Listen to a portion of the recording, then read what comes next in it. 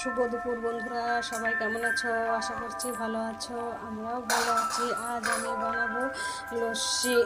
প্রথমে আমি কতগুলো বরফ নিয়ে নিয়েছি, তার মধ্যে চিনি দিয়ে দিয়েছি ও টক দই দিয়ে দিয়েছি। ভালো করে মিক্সচারে আমি পেস্ট করে নেব। পেস্ট করে নেওয়ার পর দেখো বন্ধুরা, আমার পেস্ট করা হয়ে গেছে ও আমি 4টে গ্লাসে